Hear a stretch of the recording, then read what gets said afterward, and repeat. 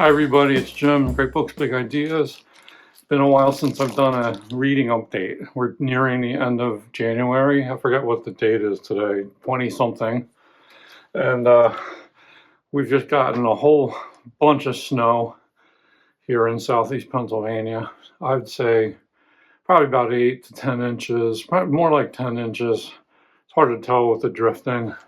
And I'm out of better because I've been shoveling a lot, digging out, and we moved the cars. So here in the borough of Westchester, when they declare a snow emergency, they let the residents park in one of the many parking garages around town. So we did that. So it was nice not to have to brush off the cars. But I had to dig out a spot on the street, and a friendly neighbor used a snowblower on my alley spot. So thank you, Greg, for that. So we moved the cars today. So it was a lot of activity this afternoon. And I was grading this morning. Of course, when you teach online or you work from home as a writer, you really don't have days off. Like, there are no snow days per se. But I was grading, and some of the grade, just to complain for a second, but the grading these days with all the AI slop that one sees, and lately this week I'm grading a lot of annotated bibliographies, and there are phantom sources, hallucinated sources. You have to check every single source, make sure it's actually a legitimate source. And it's very time-consuming, tedious process, and it's pretty annoying. So, believe it or not, I was like, I wanted to go out and shovel, at least for round one earlier today, because I just needed to get away from the grading. It was driving me up the wall, and it felt good to move my muscles and, just get some air. And I feel like I got my exercise, but I am going to be sore tonight. I'm going to hit the ibuprofen hard. And we'll be slamming those pills down, and we'll see how we feel tomorrow. We'll eat a nice dinner tonight and go from there.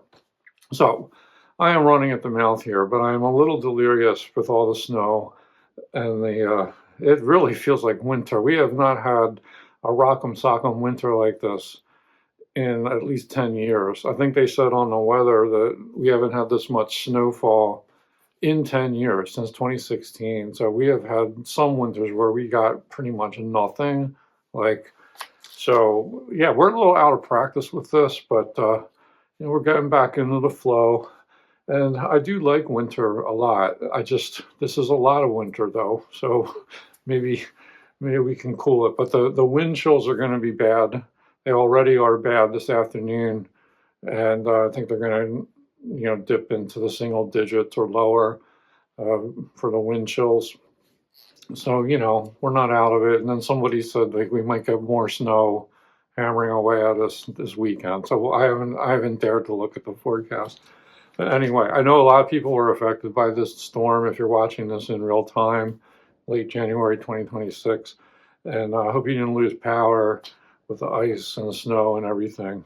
But onward. So I have been busy reading. That's one good thing when you're shut in over the winter time, is you have a lot of time to read. So I want to update you on 4 books that I finished. The first one I don't think I talked about before. I know I talked about reading it, but since I finished it, I don't believe I talked about it. And that is Travels with Charley by John Steinbeck. So just a really quick thumbnail about this book. I did enjoy it a lot. It's travel writing. By this point, John Steinbeck's a very famous writer, and I think it was in 1960, he took a road trip. He had a camper hitched to his truck, and he brought his standard poodle, Charley, around the country with him. He leaves Long Island, he goes up to New England, he goes through the upper Midwest, he goes into Montana, the Northwest, down in through California, his home territory, Mojave Desert, over to Texas, and he, towards the end of the book, he ends up in the deep South, Louisiana, and Mississippi, Alabama, Georgia, places like that, and then he kind of rushes to the end of the book. So for most of these travel writings, it's pretty genial and gentle stuff, a little bit of satire, a little like interesting little observations about America, the true America, the real America that he's searching for, and it's nice, and it's like good observer of people and place. You really feel like you're traveling along with him, and he's late middle age. I think he did this trip in his late 50s. I don't think he had too many more years to live, but he may have had a heart condition by this point. But anyway, like he's kind of going through that. The dog is there faithfully by his side and is a really well-drawn character too. But it's when he gets to the Deep South that the book really turns into something more profoundly disturbing. And he observes a lot of the racist backlash to the early civil rights movement as the desegregation was starting to happen. So he's in New Orleans and he sees these people who have just kind of made a career out of protesting and attacking the Black children going to an integrated school. And of course, Steinbeck is just really disturbed by that. And it seems like everyone he is encountering, there's many nice Southerners, but a lot of them are, they have racist attitudes and he has to deal with it. And at one point, I think he's in maybe Alabama or someplace like that, he had picked up a guy and he was like driving him in his truck, and he actually had to kick the guy out because the guy was just intolerably racist. And so to see this relatively gentle guy turn so angry and disturbed gives you a sense of how disturbed the times were in the Deep South in the early 60s. And I appreciated the book for that, even though it was hard to read those chapters. And then that's basically it. Travels with Charley. I would say a good book. I would certainly recommend it. And for fans of Steinbeck, you probably already know this or have read it. But that was a good one. Also, I read Jules Laforgue Selected Poems. This was from my most recent book haul from a local used bookshop. Found a few Penguin classics that interested me. And this one is out of print in the Penguin Classics series. So I've had my eye out for it. And Jules Laforgue was really a proto-modernist. You might classify him as a French symbolist poet, but he's pointing ahead to poets like T.S. Eliot and Ezra Pound, American and British poets, and people like that. His poetry had a direct influence on T.S. Eliot's early poetry, like poems like Love Song of J. Alfred Prufrock and Preludes. You can really see the Laforgue influence there. And he's an innovator of vers libre, the free verse in French.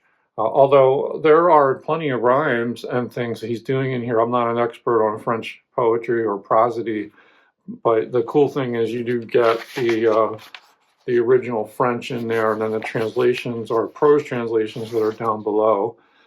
I found his poetry to be good. It was rich, descriptive, interesting juxtapositions. You can definitely see like the sort of fragmented observational style that the modernists were good at doing. There's an intensity to it. I didn't fully understand everything. That's typical for me with poetry, but it held my attention. I enjoyed it. It's hard to pick anything out here to quote for you, but I would encourage you to read the poems in French because they're so much more musical than the prose translations. And I'm not knocking the prose translations by Graham Dunstan Martin. I think they're good. It's just they read very differently than what you hear when you read the French. But I was happy to find this because this is hard to find. And I'll keep it around. Now, I guess the main attraction is this book that I read and finish pretty quickly, given its length, and that is Love in the Time of Cholera by Gabriel Garcia Marquez. Wow. Oh, wow, that I enjoy this read. Uh, this one is easily going to make my top list at the end of the year as a favorite read. I have no doubt. And like, I'm not saying that's going to be the best book I read. I don't really rank them like that carefully, but this is going to be in the top list. Nothing's going to knock it off that list. I know what I like, and I really like this book. And now I want to read 100 Years of Solitude, which is his most famous book. Some might say his best book. I don't think I'm going to read that one right away, but I have a copy. We got a lot of Marquez in the house, and none of which I've read. So there's plenty more to go for. But I think next up will be 100 Years of Solitude. So Love in the Time of Cholera. This is really sort of a love triangle type story. And I'll just kind of pick out some of the details here. It begins really with, well, you've got this guy, Florentino Ariza, who's like the protagonist, and he has an undying, unrequited love for Fermina Daza, who has married a doctor, Dr. Juvenal Urbino de la Calle. So you sort of begin the story in the first 40 pages or so with the odd death of the doctor, and then at that point, Florentino Ariza, on the same day that the guy dies, he approaches his immortal beloved, Fermina Daza. I'm going to get the names all mixed up, but the widow, and he declares his undying love for her. So and then you get into the whole backstory. So and she says at the time something like, I don't want to ever see you again, or something like, go away. But that's not the end of the story. And I won't give away too much here. But he has had this undying, unrequited love for his immortal beloved for 50 years. He's been carrying the torch. And I'm a sucker for those kind of stories. And he, so you get the whole backstory as the novel unfolds, and you see him courting this girl when they were just teenagers, and it's very romantic and charming. Like he sends her notes, and like he stands outside the window, and he has his vigil, and he plays his violin, I think it is, and he sends her letters, she sends letters back, and then they start telegramming one another when she's off on a very extended stay. And then when she finally comes back, this is a mild spoiler, but she spurns him very suddenly and unexpectedly when she finally comes back. And then that launches you into this long vigil where he's holding out for her and waiting all these years. He's not really intervening, like he's sort of keeping his distance, but he goes on in his life. But she's out there, and from time to time he sees her, and then he's sort of waiting for the husband to eventually die. And then the last part of the novel is what happens, after we get back to the present timeline, where, we have the widow, and now he has the opportunity to approach her again. And that is a really interesting story. And they do meet up again, and I won't give away what happens at the end. But also, I should mention this character, the protagonist, he's complex. It's not like he doesn't have love affairs. He has many, many love affairs. Not all of them are morally upright. That's to put it mildly, and I don't want to spoil anything, but there's some disturbing things towards the end of the book that might make a lot of readers flinch and be not just cringy, but really uncomfortable.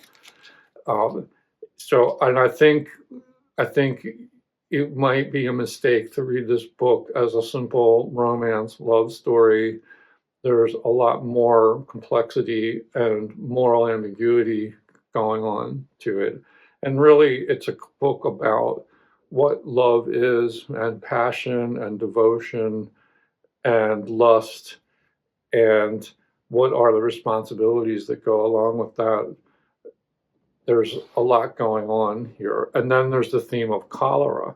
So, cholera, the disease, is running rampant through this kind of vaguely fictitious Latin American country, Caribbean area. And it's there's sort of a patina of magical realism here. But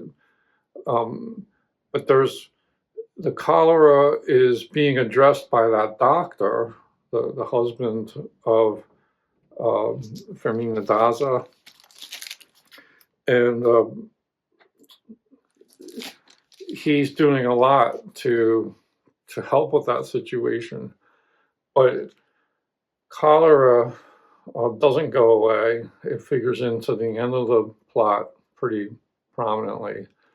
And it's also thematic. So I think we're meant to associate love with cholera. So we might think of love as a disease, as a sickness, being love sick, and so forth. There is so much more I could get into with this book. I love the writing, the descriptiveness of setting and character, just the storytelling. Like, he's a master storyteller. It's the kind of book that just keeps on spinning story after story in this sort of richly layered way, and natural and kind of organic. But you learn so much about these characters and the little incidents that happen in their lives, and the twists and turns of their fate. And it's just sort of endlessly interesting.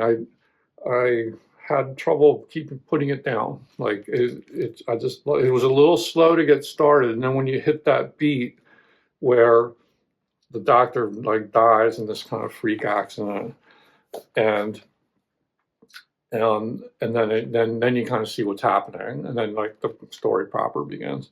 But like, it just was great. It was great. I just love this book so much, and I would like to reread it someday after I read a lot of other Marquez. Love in the Time of Cholera. A real winner for me, at least. Lastly, this one is a book that has more local interest to me personally, because it's about the township where I grew up. And it's called Marple's Gretchen Harrington Tragedy.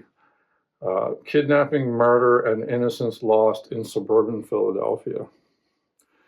And this is by two people who I went to high school with, Mathis and Joanna Falcone Sullivan. They were class of 1983. I was class of 1982. And I knew them both. I knew Joanna a little better because I think we were in the same computer class as an elective. And I remember us struggling, like trying to write basic programs on the Texas Instruments. I think it was a TRS-80 or something like that. And little black and white screens. Yeah, these were the old days of computers. But, I knew both of them, and they got interested in reporting on this tragedy that happened in August of 1975, and this poor little girl, Gretchen Harrington, who I did not know. I'll get to that in a sec. But she was walking up the hill about half a mile to a vacation Bible school on Lawrence Road in Marple Township, a suburb of Philadelphia, western suburbs. And she was kidnapped. She was a car pulled up. Eyewitness reports are fuzzy, but what probably happened was somebody came up in a car, and she got in the car with them, was never seen again. And there was a big search that happened, and it wasn't until October of 1975, a couple months later, that her body was found in Ridley Creek State Park, which is a few miles away, not far at all. And a hiker discovered the remains, and her clothing was kind of in a pile next to it. And so this was a cold case for decades, and they report on, this is a true crime type of book, but they report on the investigation and the suspects and other similar cases of girls being abducted and disappeared, and but it was never solved until just a few years ago.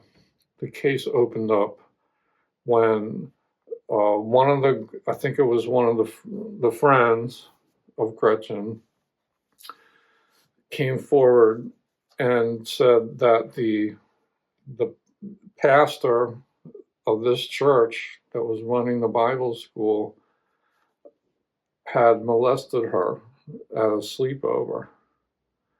And this was very close in time to the point at which this girl disappeared. And she had written about it in her diary at the time. And so this sort of opened things back up, and they went and interviewed this pastor who by now was in his 80s. I think he was in California, and he confessed. And then they extradited him back to Pennsylvania, and there was a trial about a year ago in Delaware County where all this happened, and he was acquitted. And it didn't take the jury long. It only took them, I think, a couple hours to acquit him. And what happened was, he had a good lawyer, but it became obvious through listening and watching the interview with the accused that the confession had been coerced. There was deception, there was lying. He may have been confused, suffering from dementia, and he was sort of admitting to things, and it was botched, long story short.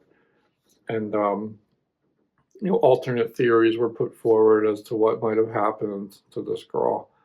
And it's sad because they thought there was going to be closure to that case, and there wasn't.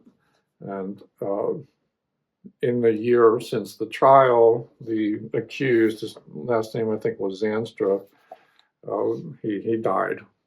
So he's gone. And it's now back to being a cold case. So the book speculates on, whether he did it, like what are some other explanations, there's a lot of like loose ends and leads, but this essentially remains an unsolved murder. Although I think there's enough in the book to make you think that like maybe the pastor really did do it, and this was just a very mishandled interview process, interrogation. And they just didn't have enough hard evidence either, because so many years had gone by. Evidence collection wasn't all that great in the 70s. You have a little suburban police department who's like investigating this. This was a little bit out of their league. And there's that. But the book is also about the impact that this had on the community. So the suburb that I grew up in was, part of the baby boom of, growing post-war suburban life. A lot of influx of new people who have either moved out of Philly or from elsewhere. We moved from Western Pennsylvania. A lot of people came from other regions to this area because that's where the jobs were. And people thought it was safe. And, the suburban pastoral ideal. Well, this kind of shattered that for the people who were familiar with the case.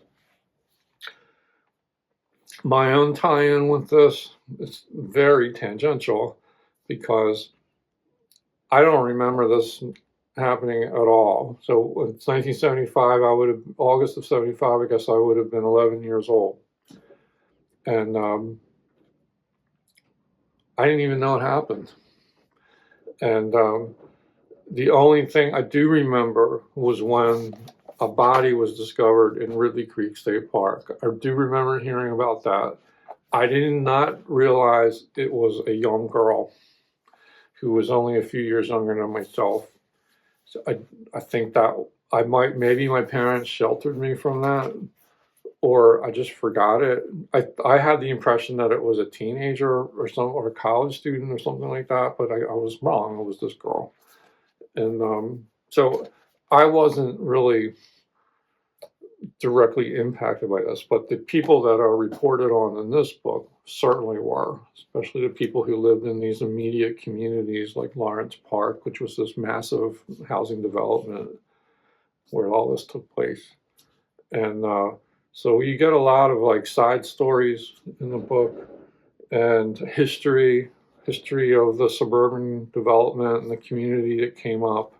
But it's very much a book for locals. So I decided to finally get this book. I've been interested in it for a couple years, but I didn't get around to ordering it.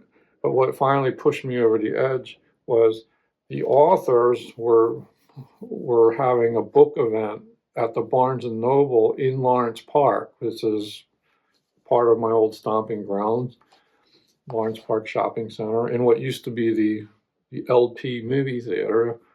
And so I thought I really should go to this. I had not really talked to these people since high school, and it would be an opportunity to reacquaint with them and show my support. And I bought the book and got it signed, and I'm glad I went. It was good. They talked a lot about, the trial and the aftermath and some new leads, things that have been happening. They updated the book too, like after the trials. That's another reason why I wanted to get this fresh version. But more of a local thing. I'm not sure that people who weren't as familiar with this area would get as much out of it. But these kind of books have their place, and it's published by the History Press, and it's called Marple's Gretchen Harrington Tragedy. It's a kidnapping, murder, and innocence lost in suburban Philadelphia. It's really a book. I read the book in 2 days. It was a quick, fast read, and it really made me sad. It made me sad to think about what happened, how it impacted the families and the community, how it was a cold case, it wasn't solved, there wasn't justice. And we thought maybe we were going to get justice, and then we didn't. Of course, you don't want to falsely accuse someone either, so I don't know if that guy did it, but I think he's a suspect for sure. And it'll be interesting to see if anything ever more comes of it. But it's interesting to think about how those of us who grew up in the 60s and 70s and 80s, how life really changed. Like kids had more free range back then. I remember walking to school all the time, walking home from school. I remember riding my bike miles and miles across townships. You didn't have cell phones. You didn't keep in touch with your parents. They couldn't track you like they can today. And a lot of that, I think, is sad that went away, but it didn't come without risk. And this is a situation where this poor girl didn't make it to their last day of the Bible class, and it's a shame. It's a shame, and we live in a country that's filled with violence, especially violence against women and girls, and they're very vulnerable. And so I read this with with sadness in my heart. But I'm glad I got it, and it was nice to sort of reacquaint with some of my old high school friends and show my support, and also kind of get back uh, into the old area, which I don't visit too often anymore. And it's good to sort of retie some strings together. But yeah, that's that. So we got 4 books: Travels with Charley, Jules Laforgue, Selected Poems, French Poetry, Love in the Time of Cholera, a real favorite, and Marple's Gretchen Harrington Tragedy. What have you guys been reading? And give us some updates, not only on your reading life, but if you've been impacted by the big storm that everyone's been talking about on the news. Please share in the comments section. You can always email me too, lest I forget. Email address is in the show description. Thanks. I'm going to take some ibuprofen now and rest. So be well, everybody. Peace out.